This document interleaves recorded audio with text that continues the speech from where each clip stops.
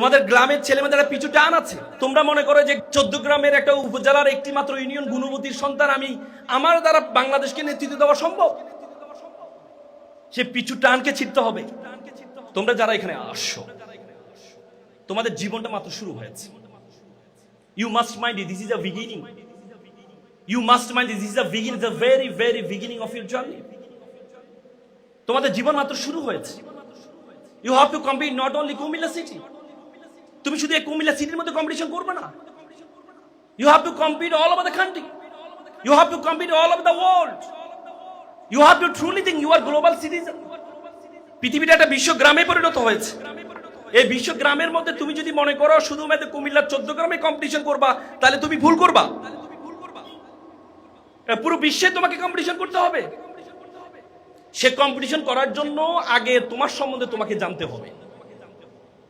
উপমহাদেশের সেরা কবি ফরিদউদ্দিন বলেছেন, উনসু মাতলু বেজা হাত দরগাহা হার তুরিগু বাজগো খুদনেশা। বলতে পৃথিবী যাকে খুঁজে বেড়াচ্ছে, তুমি সেই ব্যক্তি, তুমি তোমাকে খুঁজে বের করো। তুমি তোমার সম্বন্ধে জানো। সক্রেটিস বলেছেন, নো দাই সেলফ, নিজেকে জানো। আল্লাহ কোরআন বলেছে, ওয়াফি আনফুসিকুম, তোমাকে তুমি জানো। তুমি যদি তোমাকে না জানো, তাহলে তোমার কাছে মনে হবে আল্লাহ তাআলা তোমাকে অনর্থক সৃষ্টি করেছেন। তোমাদের গ্রামের ছেলেমেয়ের মধ্যে একটা পিছু টান আছে। তোমাদের গ্রামের ছেলেমেয়েদের একটা পিছু টান আছে। তোমরা মনে করো যে 14 গ্রাম কুমিল্লার একটা উপজেলা, 14 গ্রামের একটা উপজেলার একটি মাত্র ইউনিয়ন গুণবতীর সন্তান আমি, আমার দ্বারা বাংলাদেশকে নেতৃত্ব দেওয়া সম্ভব। সে পিছু টানকে ছিঁড়তে হবে। আমি একটা স্টোরি কানেক্ট করি তোমাদের সাথে। একবার একটা ছেলে বাবা একটা চিড়িয়াখানায় গেল। চিড়িয়াখানা যাওয়ার পরে ছেলে দেখলো বড় বড় হাতি, তার পায়ে চিকন শিকল লাগানো আছে, আর ছোট ছোট হাতি তার পায়ে সেম শিকল লাগানো আছে, চিকন শিকল। ছোট হাতিটা শিকলটা ছেড়ার জন্য চেষ্টা করছে, আর বড় হাতি স্তব্ধ হয়ে দাঁড়িয়ে আছে। তখন ছেলে বাবাকে জিজ্ঞেস করছে, বাবা এই যে বড় বড় হাতিগুলো দাঁড়িয়ে আছে, বড় হাতিগুলো টান দিলে তো শিকলটা ছেড়ে যায়, বড় হাতিগুলো দাঁড়িয়ে আছে কেন? তখন বাবা বলে, ঠিক আছে আমি একটু কেয়ারটেকার একটু জিজ্ঞেস করি। পরে কেয়ারটেকার জিজ্ঞেস করা হলো। কেয়ারটেকার বলে, দেখেন এই বড় হাতিগুলো যখন ছোট ছিল তার পায়ে শিকলটা লাগানো ছিল, তখন সে ছোট ছোট হাতির মতো শিকলটা ছেড়ার চেষ্টা করেছিল, তখন সে পারেনি, তার মাথায় সেট হয়ে আছে, যেহেতু তখন পারেনি সুতরাং আমার দ্বারা আর পারা সম্ভব না। আজকে তোমাদের গ্রামের সন্তানদের মধ্যে সে পিছু টান আছে। তোমার ভাই চেষ্টা করেছে, তোমার বোন চেষ্টা করেছে, তোমার মামা চেষ্টা করেছে, তোমার কাকা চেষ্টা করেছে, তারা পারেনি। তোমাদের মাথায় সেট হয়েছে, তারা যেহেতু পারেনি সুতরাং আমার দ্বারা পারা সম্ভব না। সে পিছু টান ছিঁড়তে হবে। একবার একটা ঈগলের ডিম একটা লোক চুরি করে নিয়ে আসলো। চুরি করে নিয়ে আসে সে একটা মুরগির খোয়ারে রাখলো। তো মুরগির খোয়ারে রাখার পর মুরগি তা দিয়ে ঈগলের বাচ্চা হয়ে গেল, সাথে মুরগির বাচ্চাও হলো মুরগির ডিম দিয়ে। তখন মুরগিগুলো একটা হাঁটা যখন শুরু করে, ঈগলও হাঁটে, মুরগিরও বাচ্চারাও হাঁটে। তখন বাচ্চা ঈগল দেখতে পাচ্ছে তার মাথার উপরে দিয়ে একটা ঈগল উড়ে যাচ্ছে। তখন সে বল, ইস আমি যদি এদের মতো উঠতে পারতাম। তখন মুরগি বললো, না না না না, উড়া তোমার কাজ না, উড়া তোমার কাজ, তোমার কাজ আমাদের কাজ না হাঁটা, আমরা হাঁটবো, উড়া আমাদের কাজ না। তখন ঈগল ইন্সপিরেশন না পেয়ে ঈগলও হাঁটে। একদিন হাঁটতে হাঁটতে সে ঈগলের বাসায় চলে যায়। সেখানে দেখে ঈগলের বাচ্চাদের সাথে সে হাঁটে, ঈগলের বাচ্চারা উড়ে, সে হাঁটে। ঈগলের বাচ্চা বলে, এই তুমি হাঁটছো কেন, উড়ো। সে বলছে, না না উড়া তো আমার কাজ না, আমার কাজ হাঁটা। না তোমার কাজ উড়া, উড়ো। তখন সেই ইন্সপিরেশন পেয়ে উড়া শুরু করে দেয়। উঠতে উঠতে সেই পাখির কাছে যায়, এই মুরগির কাছে যায়, বলে, দেখো তোমরা আজীবন আমাকে বলেছে না না না, হবে না হবে না হবে না, আমার মাথার মধ্যে সেটা হয়েছে হবে না, কিন্তু যখন আমি ইন্সপিরেশন পেয়েছি তখনই আমি উড়া শুরু করে দিয়েছি। আজকে তোমাদের এই আয়োজন ইন্সপিরেশন দেওয়ার জন্য। আজকে তোমাদের আয়োজনে সমাজ তোমার চারপাশ থেকে বলছে তোমার দ্বারা হবে না, তুমি মাদ্রাসার ছাত্র, তোমার দ্বারা কিছু হবে না। তুমি মাদ্রাসা পর্যন্ত, মসজিদ পর্যন্ত তোমার দৌড়, মাদ্রাসা শিক্ষক পর্যন্ত তোমার দৌড়, তোমার মাথার মধ্যে সেট হয়ে আছে। এবার ডাকসু ইলেকশনে দেখেছো, যারা নির্বাচিত বিপি পদে দাঁড়িয়েছে সবাই মাদ্রাসা ছাত্র ছিল, সবাই মাদ্রাসা ছাত্র ছিল। এরপর তোমাদের মধ্যে পিছু টান কেন? তোমাদের মধ্যে পিছু টান কেন?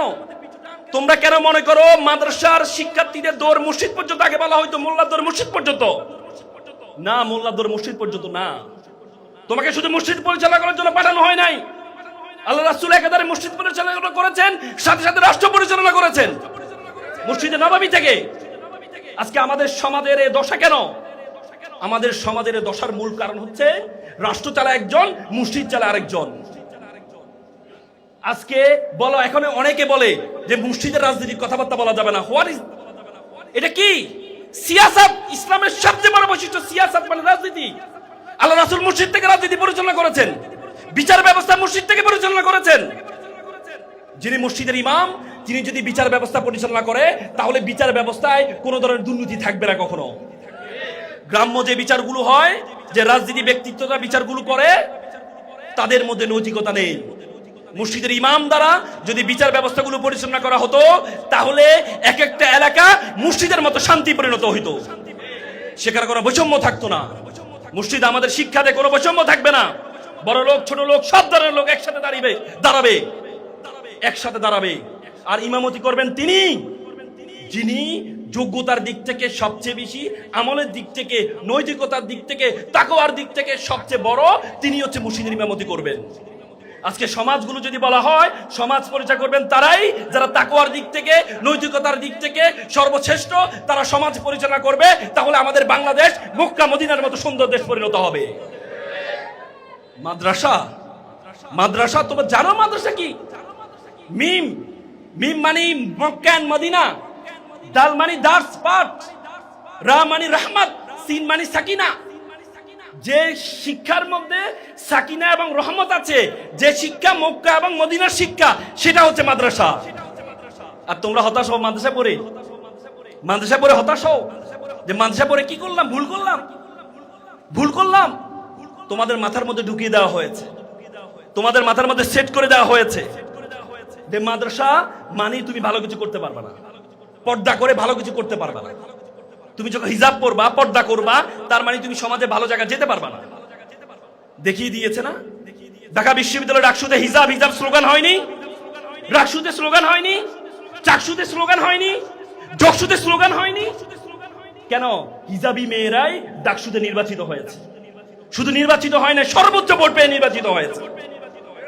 তার মানে হিজাব কোনো প্রতিবন্ধকতা হতে পারে না, হিজাব কখনো প্রতিবন্ধকতা হতে পারে না। একটা বাবা একটা মেয়েকে একটা আইফোন কিনে দিল। আইফোন কিনে দেওয়ার পর বাবাকে বললো যে বাবা তুমি আমার মোবাইলের জন্য একটা কভার নিয়ে আসো, একটা প্রোটেক্টর নিয়ে আসো। তখন একটা মোবাইল কভার, একটা প্রোটেক্টর নিয়ে আসলো। লাগানোর পর মোবাইল লাগালো। বাবা বললো তুমি এটা কেন লাগাচ্ছ? বললো যে যিনি আইফোন তৈরি করেছে তিনি বলেছেন প্রোটেক্টর লাগানোর জন্য, কভার লাগানোর জন্য। বলেছে তুমি আইফোনের প্রতিষ্ঠাতা বলেছে মোবাইলকে রক্ষা করার জন্য, ধুলাবালি থেকে রক্ষা করার জন্য প্রোটেক্টর লাগাচ্ছ, কভার লাগাচ্ছ। যিনি তোমাকে সৃষ্টি করেছেন তিনিও তোমাকে প্রোটেক্টর লাগানোর জন্য বলেছে, হিজাব লাগানোর জন্য বলেছো, সেটি তো তুমি করছো না। সুতরাং তোমাকে সুন্দর রাখার জন্য তোমাকে হিজাবের মধ্যে থাকতে হবে। হিজাব কখনো প্রতিবন্ধকতা হইতে পারে না। আজকে শিক্ষার্থী এখানে যারা আছো, তোমরা তোমাদের সম্বন্ধে জানতে হবে। Who are you want to go? তুমি তোমার সম্বন্ধে জানতে হবে। আল্লাহ তাআলা তোমাকে কেন সৃষ্টি করেছেন? আল্লাহ তাআলা তোমাকে অনর্থক সৃষ্টি করেননি। তোমাদের মধ্যে বিজয় হবা কিনা, বড় হবা কিনা একটা কিছু টান আছে।